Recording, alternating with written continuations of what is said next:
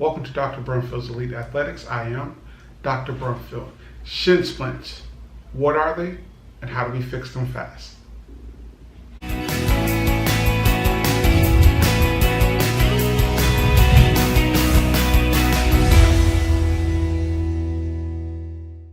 Shin splints is a term that we use medically. It's kind of a catch-all word that we use to describe pain in the lower leg, usually caused by exercise or athletic activity. This really what we're talking about is inflammation that develops in one or more body regions, or one or more tissues, I should say, being muscle, bone, or the periosteum, the covering around the bone. So when we're talking about this, we're talking about the inflammation that can encompass one or all of those three. When we're talking about shin splints, we're talking about pain that radiates down the leg into the foot and possibly on the outside or the lateral side of the leg. One of the major causes of shin splints is running on different types of terrain, usually on hard surfaces. And basically what happens is over time you get this micro trauma, and then what happens is that micro trauma just becomes more inflamed because we fail to give it rest. So that micro trauma is going to kind of spread along the course of the muscle. Later in the video we'll see how to tape for shin splints, as well as how to assess shin splints as well. So make sure you stay tuned to the end of the video. So the causes of shin splints, as we said, is running on imbalanced surfaces, hard surfaces, but the small micro traumas that one would receive results in inflammation of the bone as well as the muscle. And so there's two muscles in particular that we have to pay close attention to. One is the tibialis anterior, which is a muscle that runs across the front of your leg, as well as the gastroc or the calf muscle. And so what happens is, with the imbalance in the muscles, the gastroc is what's responsible for pulling our foot down, right? As well as the tibialis anterior is responsible for pulling our foot up. And so an imbalance in those two mechanisms will create, shin splints, because it forces other parts of the lower leg to work more. Here we have the left leg. If you can look, hopefully you can see where the light is hitting the leg. I'm on the edge of the tibia bone, okay?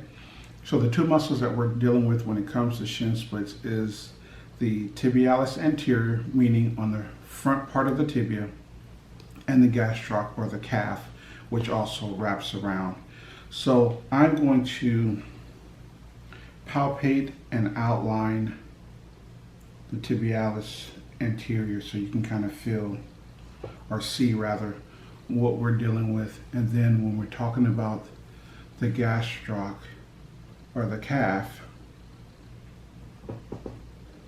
and just in case if you're wondering, it is water-based paint. We can get it off, pencil, so we can take it off quite easily. Now, most commonly we feel shin splints on the medial side of the leg. So which means the right leg is here, this is the medial side. And what happens is, as the athlete is running, especially if they're not wearing the proper shoes, or if they're running on different types of surfaces, especially hard surfaces, so this black is, okay, so here, let me also do this. Here's your bone, okay? So the muscle that is attached is pulling. So as you see, as I pull down, right, you see that there's a pull on the bone, again, on the tibia bone.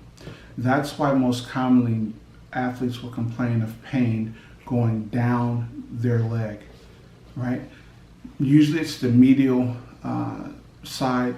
It can also be the lateral side, as you see with the marks, how they're moving by slight touches. Right now, these touches are indicative of contraction. So as you see, this leg is now contracted, and you see how the muscle has also raised up.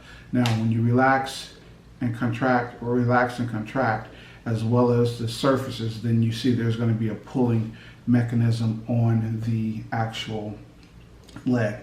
Now, again, what we also talked about is you got to be able to determine whether it's shin splints versus stress fracture. So again, if it's shin splints, excuse me, you can palpate along the line of the tibia, the medial side, and you will have pain all the way down, right? Same thing here on the tibialis anterior. But if you grab one section and there's extreme pain and no pain above or no pain below, then we're dealing with stress fracture. So we have shin splint on one side, which is going to be pain all the way down the side, or stress fracture, which is in one particular location. The way that we would test to see what type of shin splint it is, or to help rule in or rule out, the first thing that we want to do is we want to have the patient, or the athlete, to bring their foot dorsiflexion, which is to bring it up high. So you see now that the tibialis anterior is engaged if you still look at the lines, right? So go ahead and relax. So you see that it's flat. Now go ahead and contract. So we want the patient to hold this position as I pull away. Don't let me pull. Now, if it was here, there would be pain there on the anterior side. So now what I'm going to do is I'm going to internally rotate the foot. I want you to stop me from turning. So let's bring it back first, right there. Now I'm going to turn. Now there will be pain as well on this side as well. So now I'm going to evert it. Go ahead and relax. Or externally rotation. And there will be pain on the inside of the foot. So those are the ways to tell which location your shin splints are in, as well as, again, if it's a stress fracture, you're going to have pain or tenderness all the way down. If it's a shin splint, you're going to have pain and tenderness all the way down the course of either muscle, most commonly in the medial side, or if it's a stress fracture, it's going to be in one particular location and nothing else. To show you how to actually tape for the anterior shin splints. So again, we'll have the patient to pull her foot towards her, which is dorsiflexion. You see that there is the muscle contracting. So we're going to just say that the max pain is right here. So as I grab my marker, go here, just so that way that's your point of reference as she relaxes. So now, when we tape this, we want to make sure that the foot is contracted, because we want to get the support of a contracted muscle. So we want her to dorsiflex again and hold right there. So now, really quickly, we're going to take the anchor part off the tape. And so because it runs laterally, we want to go down a little bit, just anchoring it in, no stress, no tension. And again, realizing this is our max of pain, max point. So we're going to pop the back off the tape, hold the edge, and we're going to max stretch up into the point of pain, and then we will just carefully slide it down. Now, one thing that you can do is pre-cut your tape ahead of time. I didn't do it here just so that you can see what it's going to look like with the full length of the tape, as well as, again, the same. Now we want to go across we want to trace the shin as well as we come through. Again, this tape is a little longer. Actually, I would probably cut it right in here but for the sake of example. And then, so that's our first anchor point. Now the second point, we're going to go across to support the area of max pain. Again, we know that we can have pain all the way down, but there's going to be one point that's more severe, more tender than the other. And so what we're going to do is we're going to go just lateral, well, in this case, medial to the main anchor point, right around the base of the calf. As we wrap around, there's no tension there. As we come around, we'll peel the edge of the tape, grab the edge. Again, max tension all the way to the point of pain, anchor it down, and then we can just relax it and roll it around the back side of the calf. And again, you can pre-cut it if you like. I didn't do that for the sake of you guys seeing what it would look like without the cut.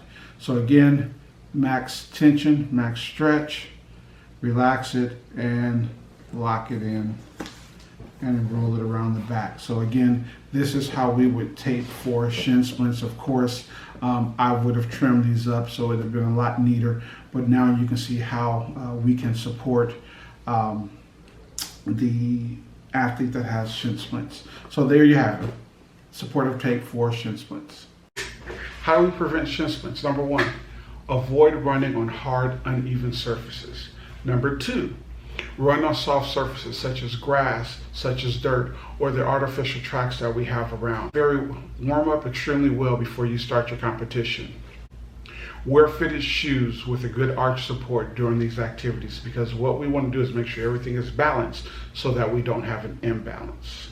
How do we treat shin splints? Number 1, stop running. Stop running until you're able to run without pain for at least 4 to 6 weeks. That means rest, rest, rest. But while you're resting, one of the things that you need to do is ice. Take a styrofoam cup, fill it up with water, put it in the freezer. Once that ice has frozen, peel off the top around the ice, and you want to massage the muscle in a circular pattern throughout the course of the leg. You may be one of those people that prefer heat. So if you're one of those people that love heat, then you use heat up to comfort, right? Make sure with the ice as well as the heat that you're not leaving it on too long to burn yourself. Let's try 10 minutes on, 10 minutes off, 10 minutes on. The other thing is you can also massage. You do some nice soft tissue massage to help reduce the swelling and get the pain out of there. And then last but not least, if you need to take something, you can use an ibuprofen over the counter that would help to also reduce the inflammation. Now, we've treated it. There's no more pain. How do we get back to work?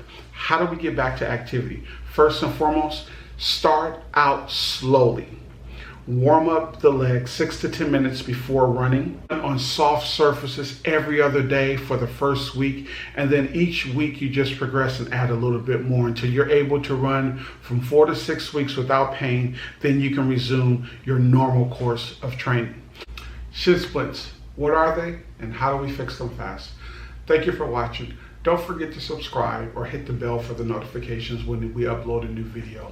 If there's a video idea that you have on a topic that you haven't seen, drop us a note. We'll comment and we'll go back and forth until we get it right for you. All right, thank you so much. Take care.